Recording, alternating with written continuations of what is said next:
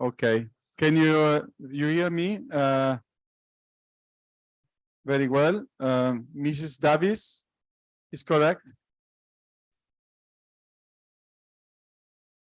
Mrs. Davis, can you hear me?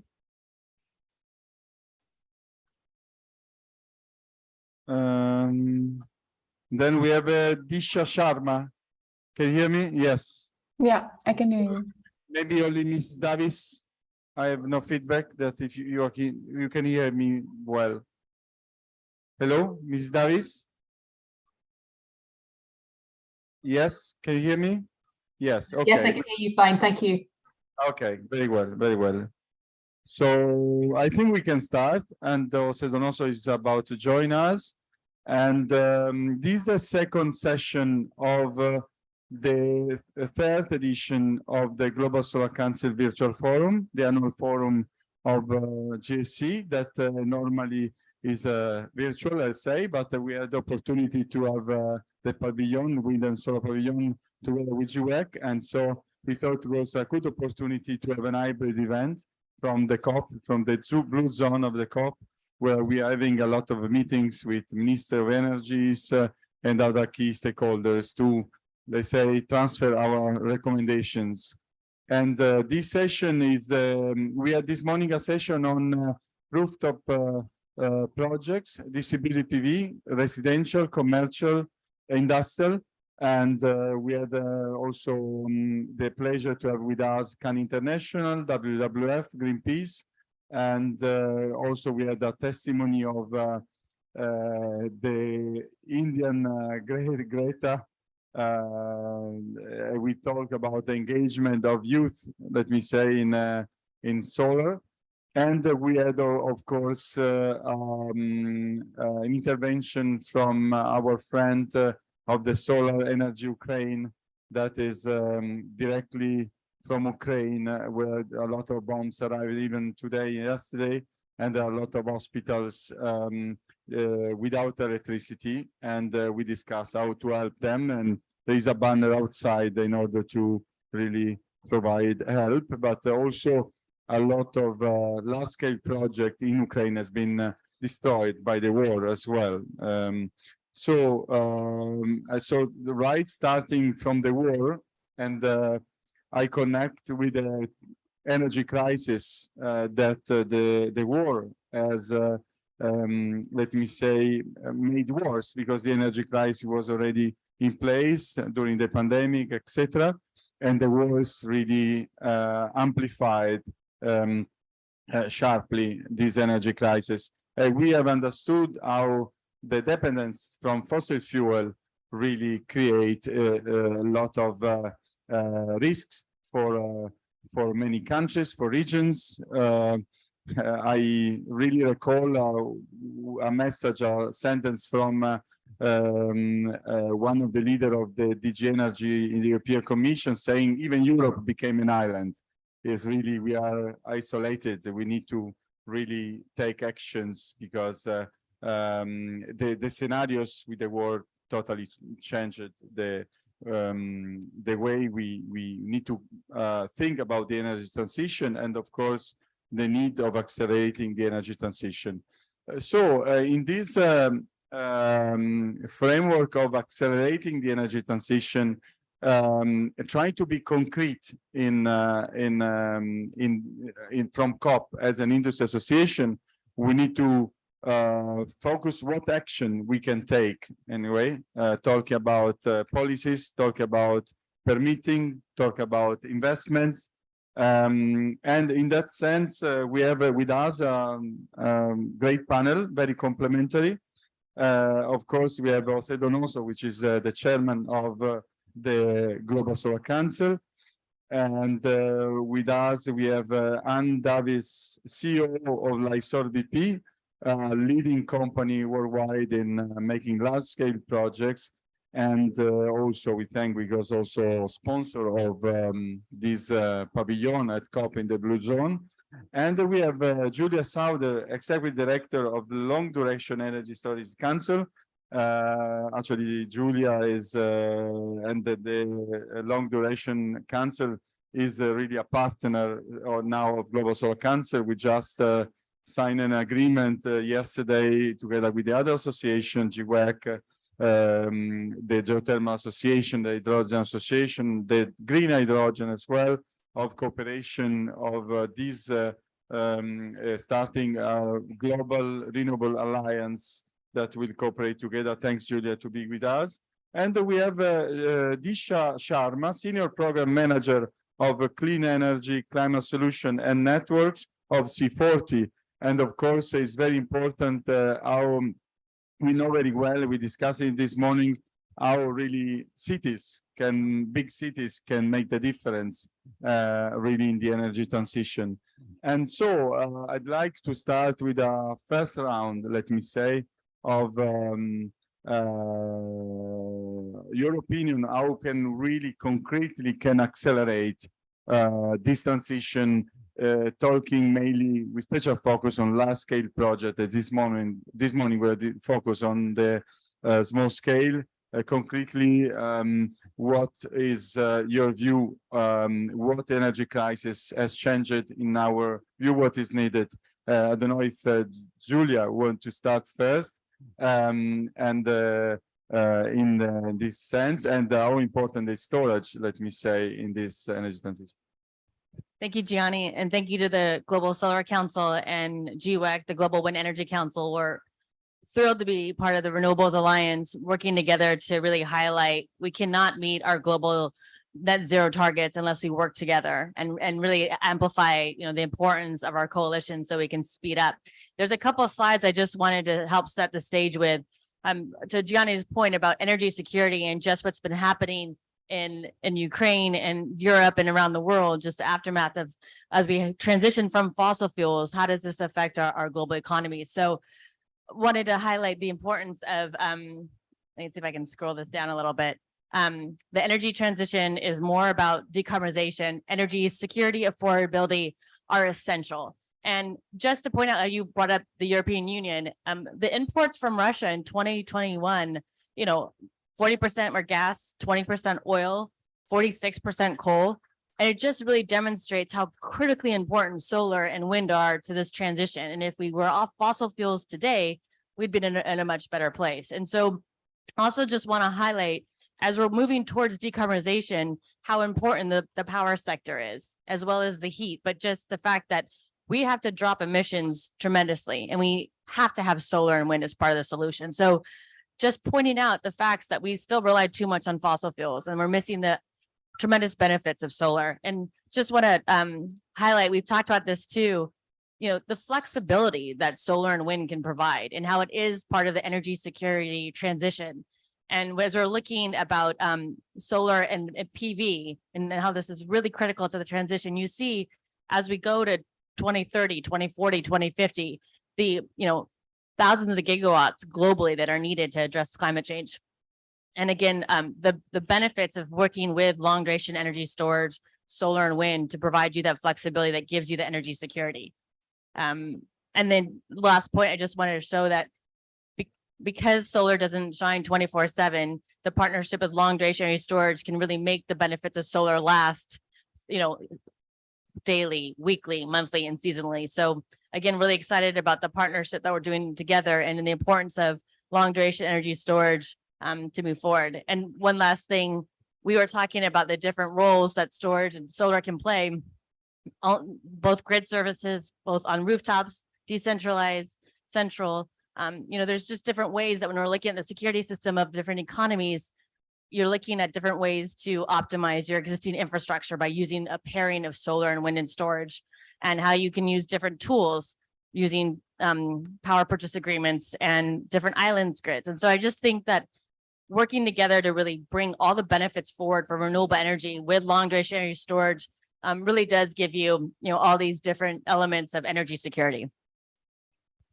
Thank you, Julia. I will come back to you later on the point, of course, of what is needed for scale up storage as well. No, and yes, and so as we have Osedon also here with us anyway, and also from your point of view, Jose, and I know that you have great experience also from Spain, from of course overview on the global scenario. Anyway, on your view, what concretely we can do to unlock LACE's project?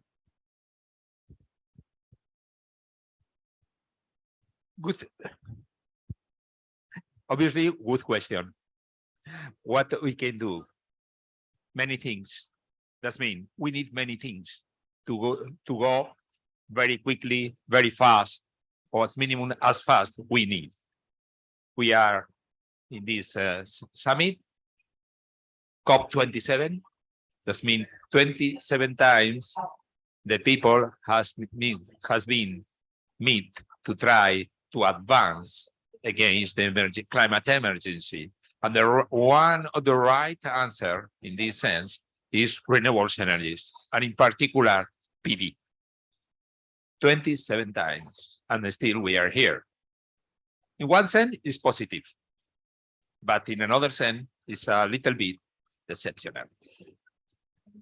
What do we need? First, obviously, political willingness. The nice words at this conference must become facts, real facts, not only declaration. Real facts that in our sector must start with adequate regulatory framework, legal stability, legal certainty, stability in the regulation. The different political parties in the countries must understand that this is not a question of left-wing parties or right-wing parties. Must understand this is a question of much better also always. Must be a question. It's a question of society, the whole society. And then we need that in every country one social agreement that independently of the political change, obviously could be adjustment, but the main line must continue. Because we will need to mobilize a lot of investments in all the countries, not only in the first world. And to mobilize this money, we need stability. Second, rational administrative procedures. We need not to lose time. The industry doesn't allow to them to lose the time, and the society must not allow to lose time. We need from our sector to constantly technologically advancing. We did a big way, but now we need to work more in the integration in the grid, and we need storage.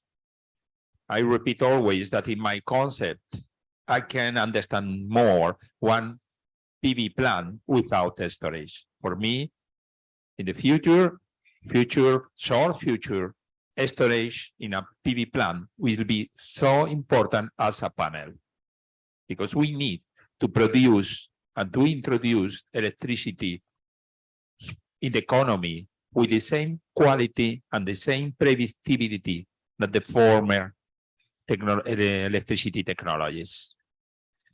We need to advance in the social integration. We need to advance in biodiversity integration. We need to do the things in the very right way.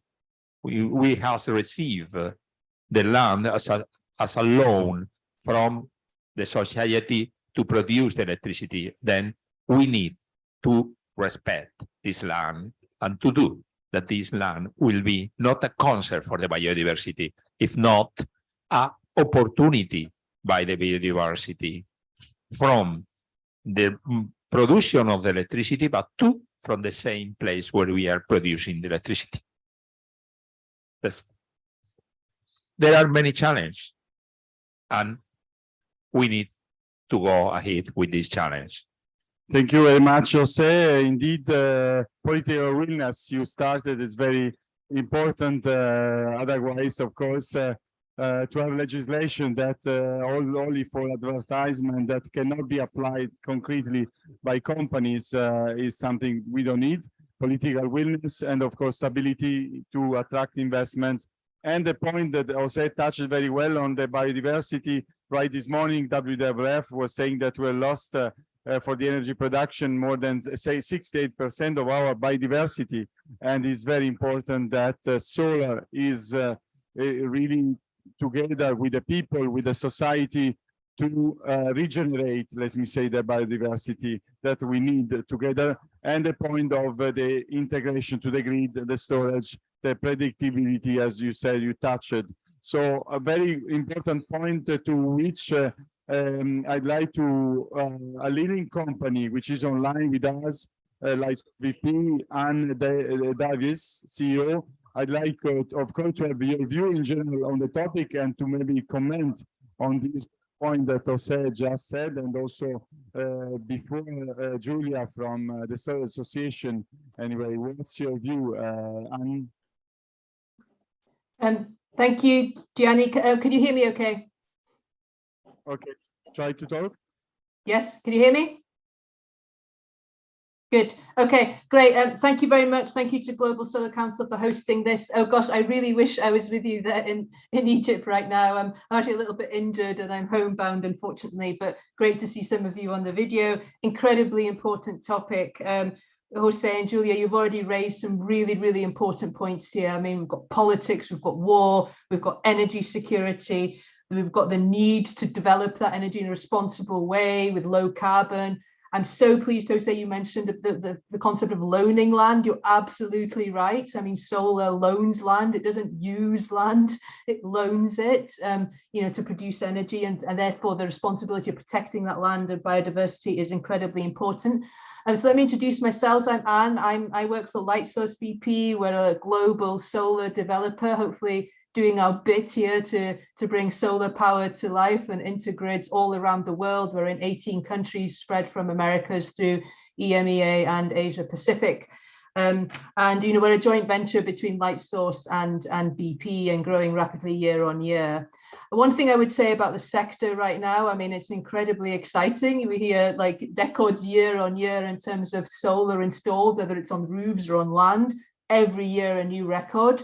But the reality is it is not enough. We need to be at an inflection point of growth. Like even the growth rates we expect right now, they need to be 5 times what they are if we are got any chance of meeting some of the Paris goals. And we need these forums, but we also need solutions to be driving that all around the world.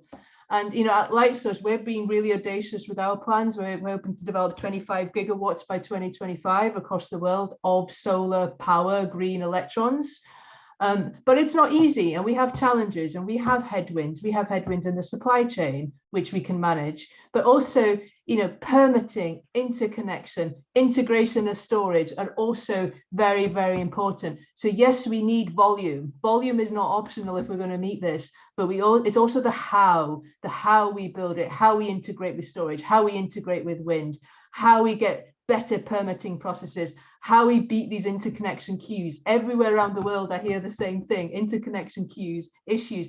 Is the right investment going into the grid? And not just the physical grid, but also the digital capability that we need. Digital is not an option. Digital is part of the world right now. And everything we do also needs to be digitally enabled right at the heart of this, because it's going to be tricky. It's not easy, that's the point. But the thing is, all the technology exists today to meet net zero. All the technology exists to have energy security. We just need to find those solutions. And that's something we are driving as Lightsource BP, not just in terms of our scale, but how we go about our business, how we go about digitalization, how we go about hybridization with storage and hydrogen or whatever else, and also how we build a machine that it can grow across any country in the world. And that's certainly really exciting. And I'd love to hear a bit more about how we unlock some of these challenges today.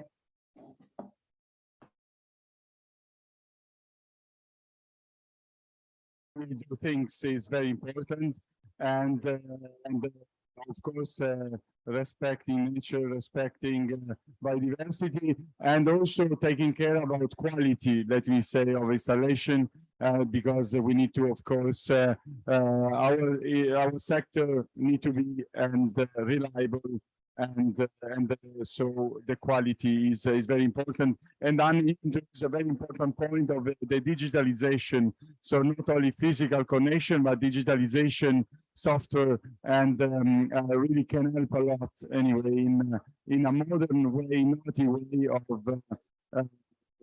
we find maximize the energy efficiency, of course, and the integration in the grid, the integration with the other renewables, when we talk about hybrid projects, for instance, etc. But stay on the point of digitalization, I think is even very, very important for the cities, with that we have Dish Sharma, Senior Program Manager of Clean Energy Climate Solution Networks of C30, and the city will have a very important role. Right, this morning we were talking about a rooftop project. We were talking about, of course, the importance of energy communities and of course, people utilizing the good position of roofs to give energy to the neighbors that maybe have not a very good insulation, let me say, in the roof. But of course, nowadays, there are a lot of examples, Sharma, about big towns, even Germany, that try to be self-sufficient also through cooperative, etc., to have large plants right outside the cities, reducing the risk, the loss of energy in the interconnection and so on. So, Disha, what's your view about accelerating this energy transition, overcome to the energy crisis? What the role of the cities, the big cities that you represent, please? Thank you for this question. This is like really interesting question and something that we've been trying to figure out with our cities. I'll just quickly introduce what C40 is. So C40 is a network of mayors of nearly 100 world-leading class cities collaborating to deliver urgent action needed right now to confront the climate crisis.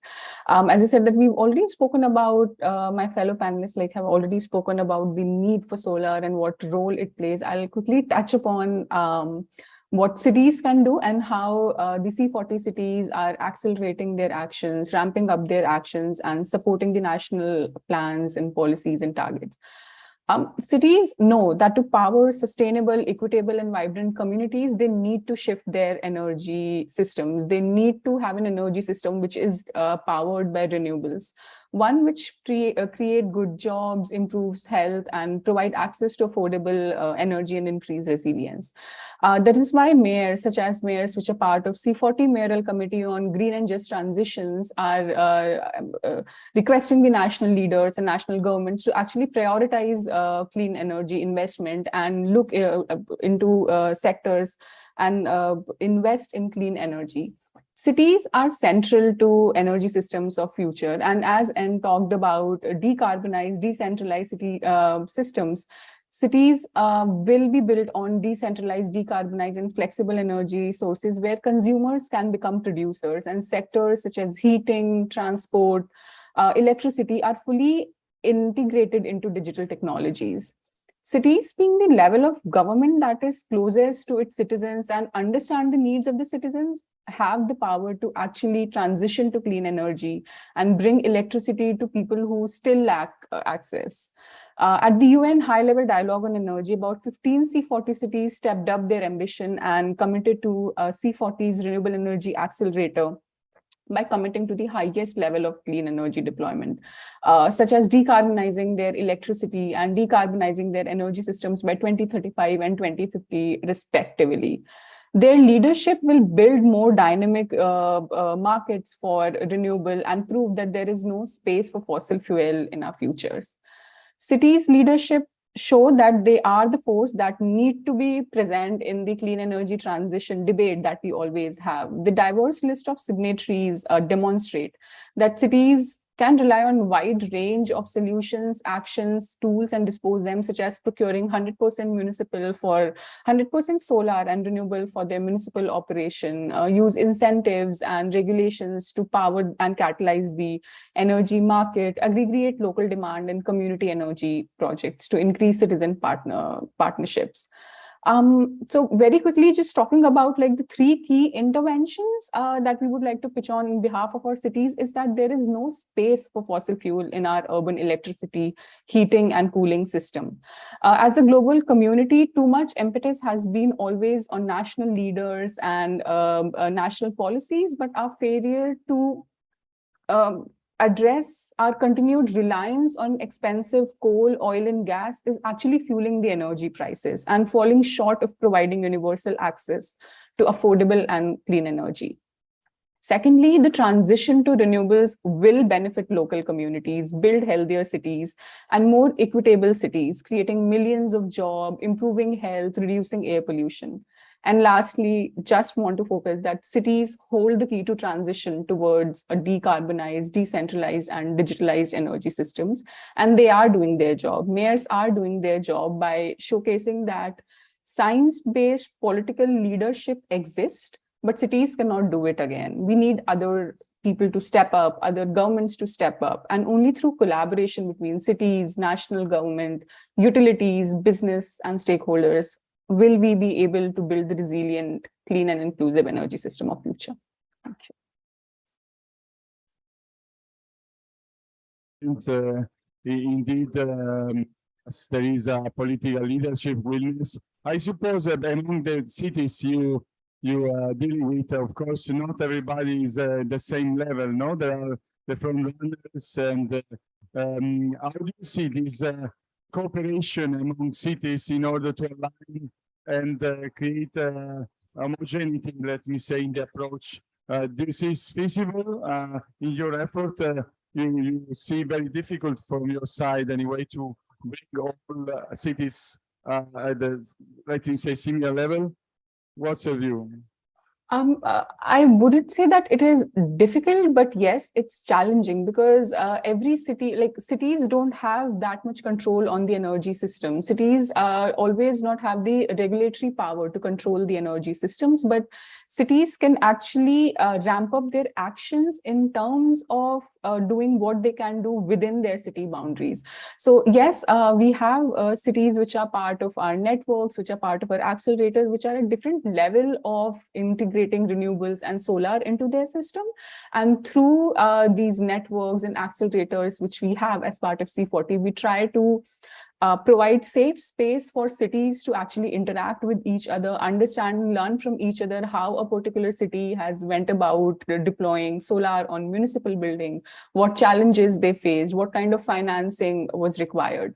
So yes, there is a willingness from cities to collaborate, understand, learn, and implement, but there is so much so they can do. They need the support from the national governments. They need policies, they need targets, and they need incentives. Even the local population and communities need incentives, and cities have so much power to do that, but they need to be settled in, and they need a place in the debate on this energy transition. And we are very happy that through these panels, we are getting this opportunity. So yeah. The difficulties of cities to talk with the national government, with the utilities, etc. And also from your view, how easy is to let these different level of governments at city level, regional, national, and utilities to talk each other for this acceleration? Because Sharma was saying, Isha was saying, there is sometimes mayors that have really a political willingness, but it's not depending on them. Anyway, there's the multi-level, of course, decision makers, etc. What's your view on that? That is a problem that we face every day, because there could be in some cases that has more political willingness the cities, but there is another cases that the opposite. It's a national government that has more political willingness, and we found cities, mayors that not so political willingness in this sense. To have this homogeneity between regional governments, cities, and national governments is not so easy, because usually could be in democratic countries, could be different political parties. But it's for that I said before, that we need is something that must be far than a political decision, but political left wing or right wing. Must be something that must be assumed for the whole society, because it's the single way that we can avoid this kind of problems. We are a regulated sector. We depend of decision makers, but decision makers depend of electors. And it is the whole of the society that is agree, that is in favor of advance in this sense. The decision makers, the policy makers will go in this direction. They can go in face of this, the whole of the society. But it's true that we need to fight with still publicity against us, or particularly against the emergency climate. But at this point, I think that the facts are on the table. Very good point, in line with our, let's say, leitmotif of this virtual forum, empowering people, because people can really push, let me say, being empowered, being having knowledge, push decision makers at any level to go in one direction at any level, let me say. And so, Julia, on your view, anyway, the storage is so important. It's very transversal, no? From the city to the landfill, the project, etc. Really, we need storage. It was also said before, we're recalling, yes, we need to become programmable, more programmable thanks to storage. We are already in that situation, but we need more storage. Storage is really evolving so much, also in terms of technology and cost, let me say, overall. So on your view, where we are in terms of, let me say, evolution of the technology, and anyway, if you believe that storage is in the policy, in the permitting, etc., this is enough involved, because my feeling in many situations that storage is start to be a must, but not everywhere. Anyway, in the policies of solar plus storage, incentivization schemes, permitting, what's the situation? Thank you, Gianni. And I want to build on Jose's first point of 27 years of climate negotiation. Is kind of depressing to see where we are today, but I think the optimism from this COP is the implementation of that. We are at an inflection point that Anne spoke to earlier. And to Disha's point, everyone is now part of this ecosystem of solutions. Communities are playing a critical role. And as we transition for all these different areas to really bring the benefits of removing from fossil fuel, bringing in solar and wind, we're now adding to the conversation the importance of long duration energy storage. And our council was initially launched at COP26 with a net zero power report showing that the $3 trillion market to keep renewables online is really important to have long duration energy storage. And as you bring more renewables at a 60% integration point, the cost comes down not only for renewables, but it also comes down for storage. And so as we see this entire ecosystem go forward, it's really important. The organization now is over 60 members from representing companies around the world that are about 20 different countries. And we really are trying to demonstrate that there are different types of long duration energy storage that could be 10 hours plus, 8 hours to a bridge. There's the multi-hour, there's the multi-day, there's the multi-week and month, and seasonal storage. And so it depends on what your location needs. Do you need, pumped hydro? Do you need compressed air? Do you need different types of batteries and flow batteries? Do you need concentrated solar power with thermal energy storage to transition from fossil fuel baseload to the new baseload of clean energy with storage? We're changing the conversation to know that thermal energy storage, power to waste, district heating in cities can now be done with clean energy and electricity. And you can have heat and cooling year round because of what clean energy, renewables and storage can bring together. So the dialogue has changed. The announcements in the last 2 days here at COP with the European Union highlighting the importance of long duration energy storage to meet the renewables integration. We've seen the US hundreds of millions of dollars being allocated to long duration energy storage.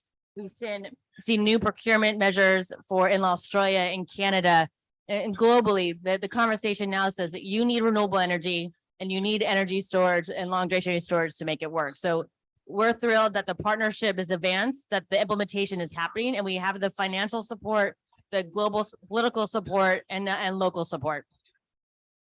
Julia, again, I think I've been living all the solar acceleration from the beginning of 2000 and even before. And of course, we have done some experience from where maybe storage can also learn. And I'm sure you feel the pressure of our sectors, of course, to be faster, no, in your evolution, etc.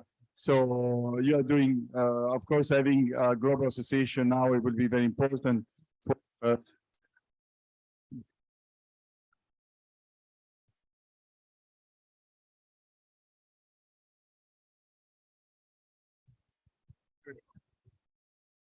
Danny.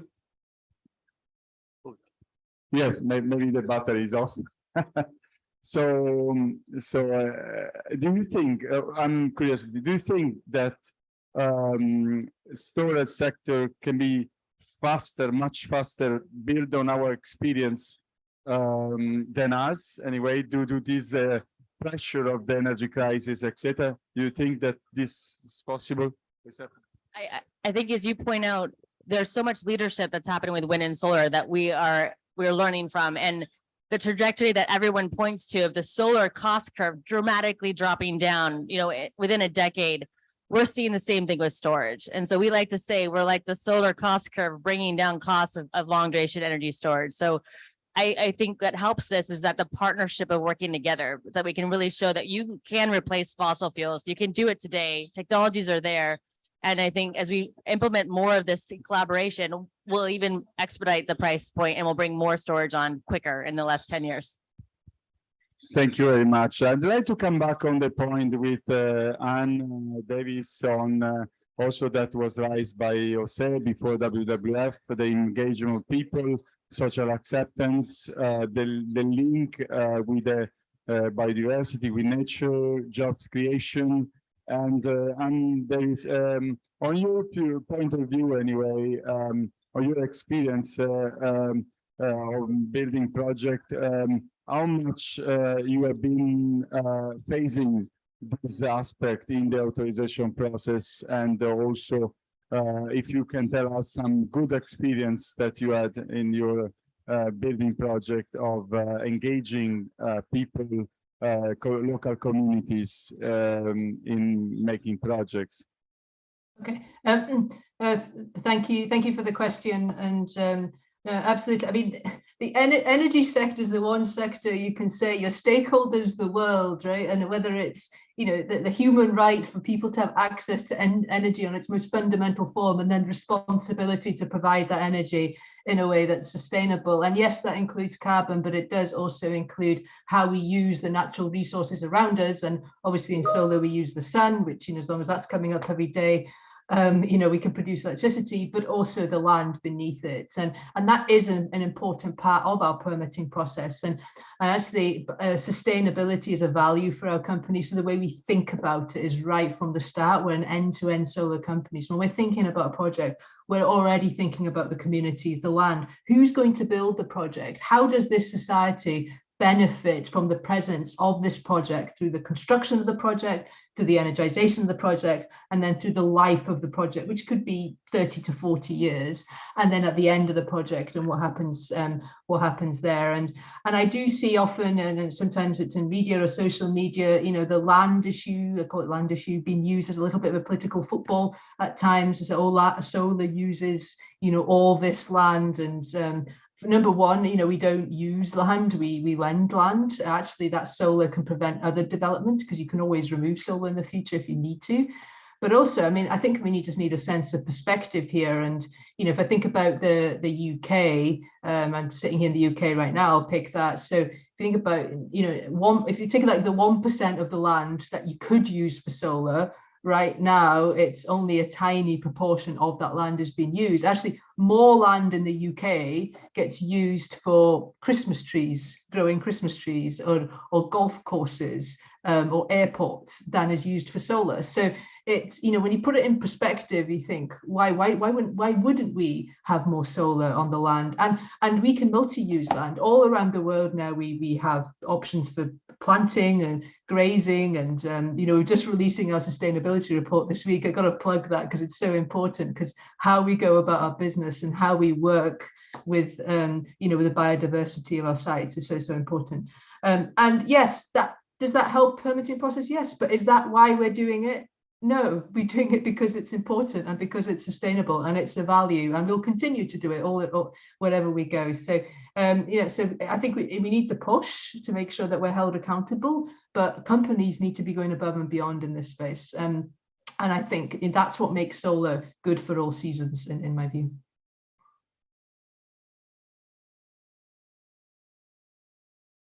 Question to all. I'd like to show a video we just in time have created for this event. Of course, the video will evolve anyway with content, etc. But we can enjoy this video for the first time. It just was made and sent half an hour ago.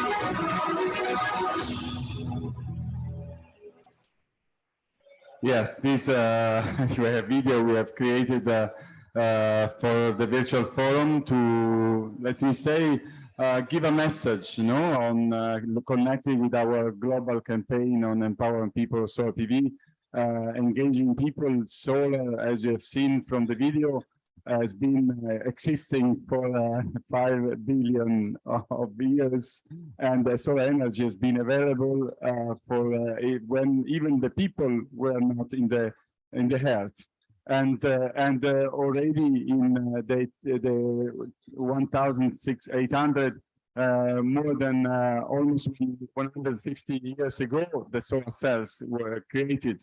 So in reality, is political willingness, is willingness, engagement of people, but reality, we can have from the sun much more what we need for our development. Anyway, even the future, if we electrify all our facilities, etc. So solar is there, is depending on us, is depending on people, is depending on empowering people and create emotion engagement from people. And so I'd like to ask anyway, just connect with the message also given by the video, really how to engage people really, and society, policymakers, etc. A last message from your side on what is needed, what we can do together, really, if you want to prioritize in order to create, take the momentum and really go faster, because the energy is there. We have so much abundance, energy, technology mature, accessible, free.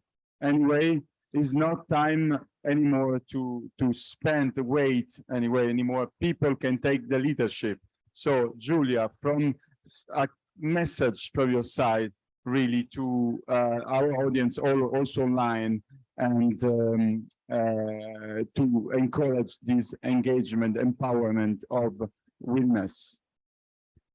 Great question, Gianni. And having all the motivation here about working collaboratively to change and evolve quickly so that we can fight climate change and meet our net zero targets.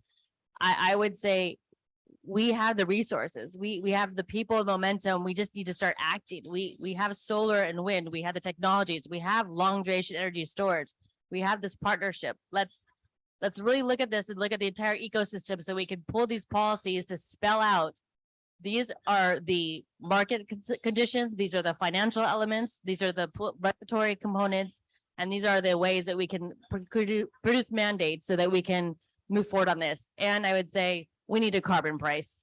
So that's Yes, indeed, we need to really better play in a levelized field with carbon price. And you know that Global Solar Council is leading a worldwide carbon price initiative. I hope you will join. And there is, on your view, really how important is to create emotion, create engagement to accelerate this transition, because willingness, engagement, emotion, really how important are on your view? Yeah, no, very, very important. I mean, passion and drive is what makes us as human, and we're doing this for humanity. So, and I think, and for me, to answer that question, you said, oh, it's such a good question. We need to make sure headlines are great. You know, they make great reading. These wonderful targets that, you know, companies have and countries have, and the European Union has, and US, etc. Excellent. We need, you know, we need the targets because we need something to aspire to. But there are weak links. There are weak links in the system. That enables us to deliver the soul of the wind and the wonderful innovative storage technologies that Julia's talking about. There are real barriers today to enabling that happening, and we need to seek out what those barriers are, and we need to knock them down, because we will not achieve what we want to achieve. We will not achieve these targets. There are not enough carbon credits on the planet to achieve the targets unless we get hold of these weak links. It could be local processes, it could be permitting processes, it could be the grid. They're there. I see them every day. We need to tackle them together. We don't need to talk about them. We need to tackle them, find solutions, and we need businesses and politicians to be working together on that. And then it'll happen. It will happen, because it will happen through passion and drive and humanity and all the reasons why we want to do this in the first place. But we need to identify these issues and we need to get after them. That bring together and to stress how to create passion anyway. And also on your you have been a promoter of biodiversity and solar, and this binomial, let me say, how is important is. I can say that passion is important on the things that we do in our life. Usually, when you'll find somebody that produce a very good wine and very good cheese, is because it's somebody that is doing his job with passion. But in this case, I think it's not a question of passion. We are passionate of our job. All we are here, all the people that work in our sector. But in this moment, it's question of rationality. We are in a double war. The last summer, the future arrives. The future comes. We see effects in the weather, in the land, that we expected for 10, 15 years in the future, but arrived the last summer. In the round table before, the representative of Ukraine spoke about the consequence of the war in Ukraine. And the rational answer of all these problems is our renewable energies, our PV, because we are with storage, working in the cities, working with the industry, with the companies. We gave the right answer to the climate. We are a clean energy, a clean way to produce electricity. We have no any concern in the atmosphere, no any concern for the land where we work. And at the same time, we are endogenous way to produce electricity. That means sovereignty, national energy sovereignty for the countries, national sovereignty for the countries. And two, we are cheap, we are competitive. That means we help to the economical growth. We create employment. Then it's not only a question of passion. We need to do our job with passion, but it's a rational decision, not of a group of lovers of PV. Thank you, Jose. Passion combined with rationality is the perfect mix. And Disha, on review, you are promoting towns where millions of people live together, no? And even this morning there was a WWF say, our Can International Reality, Stefan Singer was saying, we need the people with a roof, with the insulation to give energy to the neighbors that unfortunately has not the same insulation and solidarity around, etc. Anyway, of course, with a mix of passion and, let me say, solidarity and rationality. Anyway, what's your view is, especially when many people live together, no, and share the same problem, the same needs, let me say, Disha, what's your view? Yeah, definitely. I mean, how we can motivate people and motivate communities to invest in renewable energies by like cities making a case for clean energy transition, promoting the benefits of clean energy transition, and not just focusing on the environmental benefit, but also on benefits other than environment, like how it will help create local green jobs, improve health, improve energy security, and provide financial rewards. So we need to communicate these benefits. We need to have a strong messaging around clean energy, that it's not just that we're doing something to tackle one problem, but it comes with so many multiple benefits to it. And we can like develop simple, understandable information material for everyone to understand, and not just a handful group of people who are already debating about it understand, but like the local communities understand and invest into it, accepts it, and creates the demand for the businesses, for the national governments, and for the cities to actually invest in clean energy systems. So we need to communicate and build a story around it, and I think it can be done then. Thank you very much. A lot of messages, of course, that are very connected from different point of view. Storage, of course, solar, and the cities, and of course the industry directly on the field building. Let me say, I think Jose concluded very well with the two words, passion, but also rationality are very important elements that need to bring all the stakeholders of any level together to work together, because there is we have a responsibility of an energy crisis, and we need to be fast. Thank you very much. We conclude the virtual forum today with this, and thank you for all the speakers for their contribution. Thank you very much. Thank you. Thank you, everyone. Thank you.